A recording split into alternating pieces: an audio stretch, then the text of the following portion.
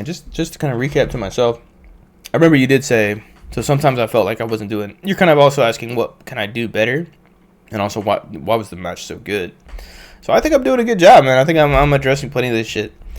So it's going pretty well. We're in the aiming review right now. So we just covered this shot.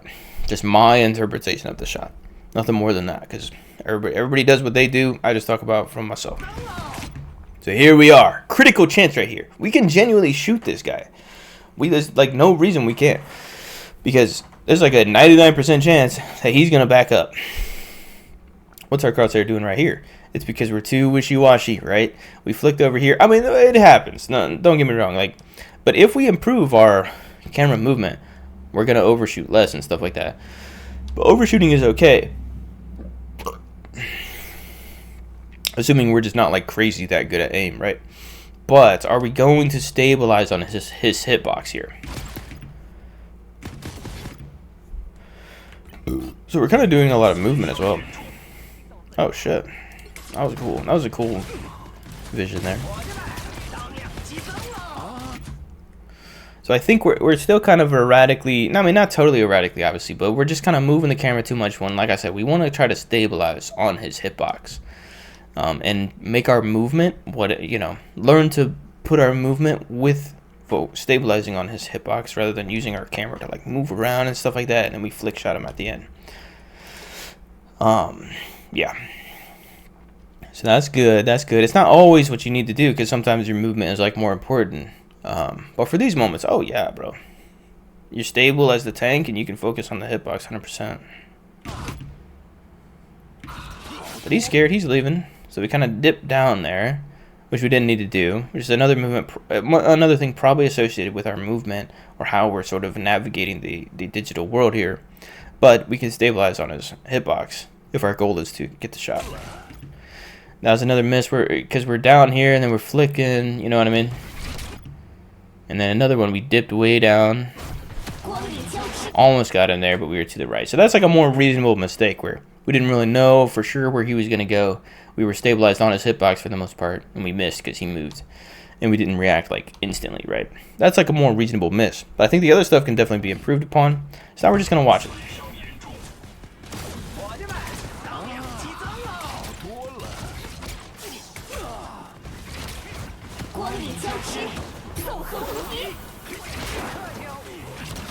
So yeah, you can see there's quite a bit of like, we're dipping down and we're going, you know what I mean? We're trying to get really close too, which maybe we want to utilize our sword, but it also might be because we're trying to hit him and we're not necessarily getting the hits. But this is something with this type of character, it's really good to learn. I don't have to get that close to him. I can be like 5 meters away, like a little bit further than this, and I should be able to hit like basically every shot as long as they're not moving too much if I stabilize on their hitbox. Nice. Immediately into the shift and we're out of there.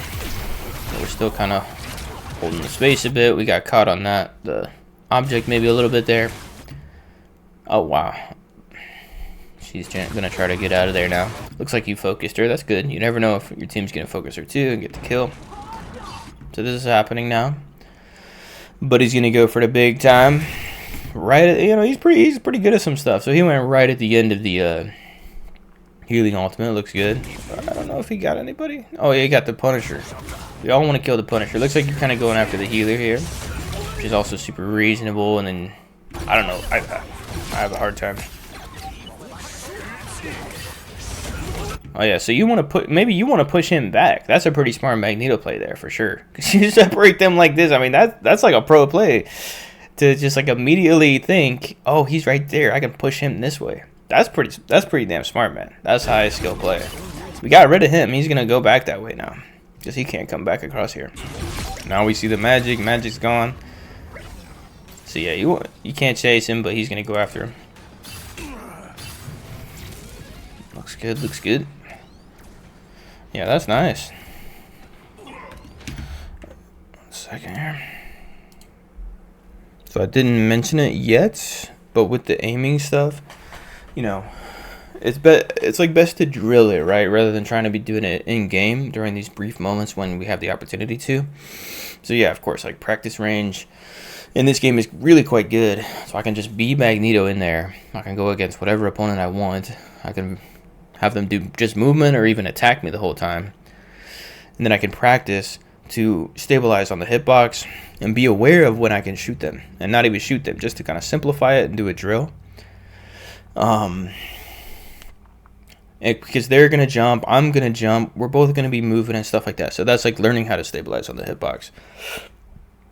Even under these variable circumstances, and then particularly when the circumstances are less variable, then our chance of hitting their hitbox should skyrocket. Because we're stabilized. We're trying to stabilize on their hitbox, and we are able to very easily. Because nobody's jumping, this other stuff is not happening. So that's kind of the big benefit of doing that. But yeah, practicing it in the practice range makes it way easier to get in the habit of doing it. Damn, bro, everybody got destroyed. What happened there? Yeah, he looks okay, and then he just gets boom. So, yeah. All right, so we lost the guy, but he's coming back because we got this guy.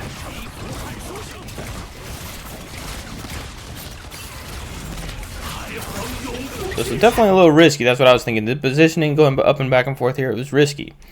And I was thinking, I guess we're like flexing on him, you know, But realistically, it's not necessary to do that. You know, we're trying to take the space, but it's a little bit too risky, which we can see that we're kind of in a bad position here. And of course, we could expect this guy to come out with this because we just saw this and blah blah blah.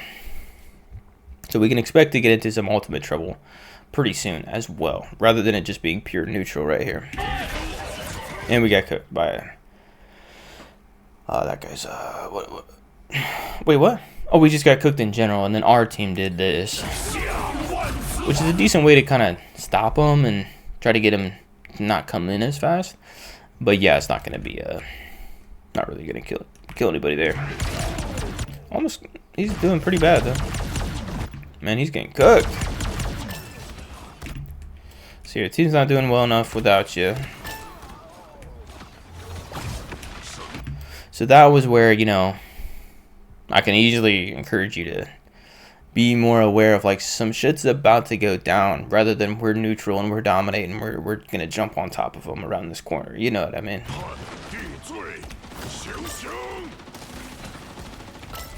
And honestly, also I can tell by what just happened with the use of ultimates and stuff that more than likely they are going to do this. And my team's gonna be gone, and I was the first to die.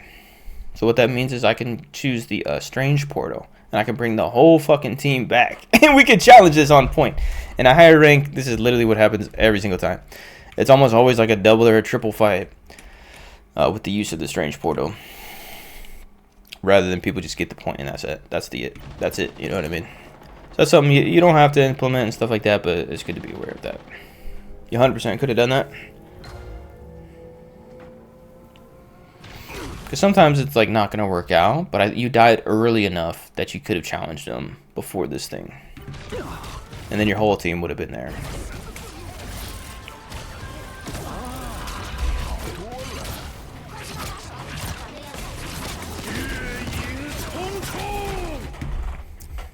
So yeah, I don't know if you're thinking it. This is what I'm thinking.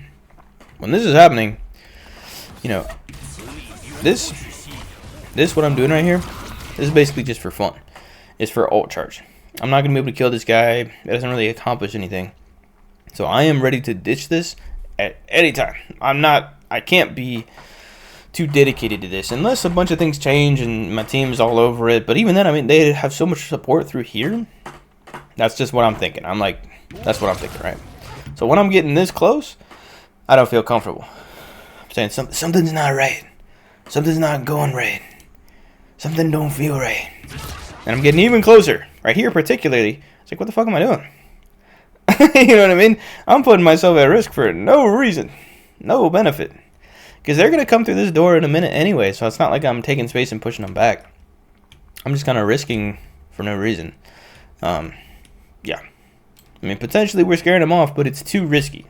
There's too much shit that can go down from right here. But never mind, man. It looks like, I mean, not totally never mind.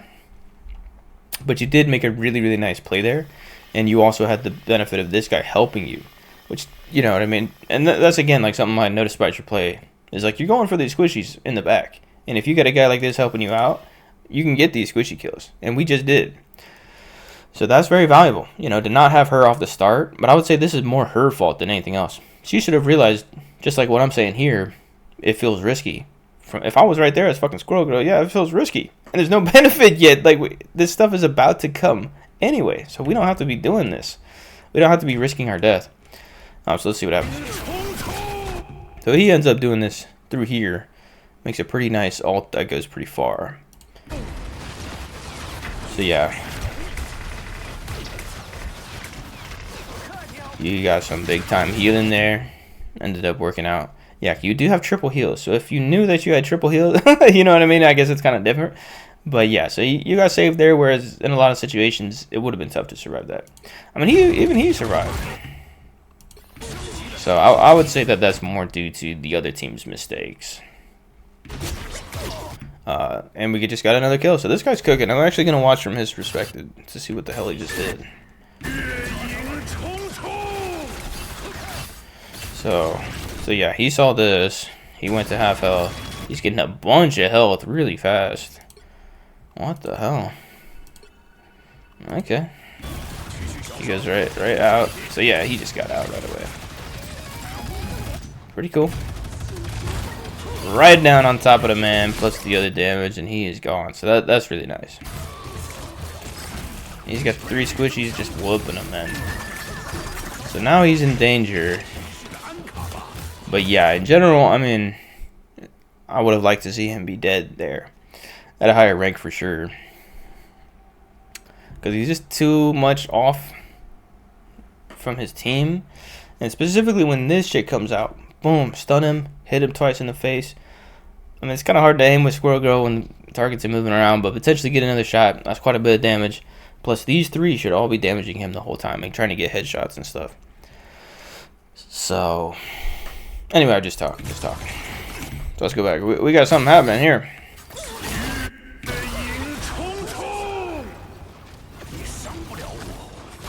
So yeah. You jumped in on this, capitalized on it. So that's awesome. So his actions also just benefited everybody else as well. So you're trying to do this again. Very nice. Trying to get these squishy kills, and I think you're capitalizing on it correctly. Like, these guys don't have enough support. You already saw he was low health and he's not getting any health. It's going pretty well. So you do a reasonable push and then you back up. So it still had some risk to it, but it was pretty cool, pretty nice. And then of course, yeah, boom. I don't know what the hell she's doing, but she's now dead for the second time. Yeah, it's a tough position for her to be in. Yeah. And then we're doing this. So your team is going full aggro right now with this now as well. Here's the shot. So again, we're the Magneto, and we're going for the squishy kill specifically. Just me and you. I have I have no risk to me. My only task right now is lock in and get the shot. That one was pretty damn close. But again, you know, that's why we go in the practice range and figure out what exactly is going to hit the hitbox. Darting back and forth, right, instead of being chill and stabilizing.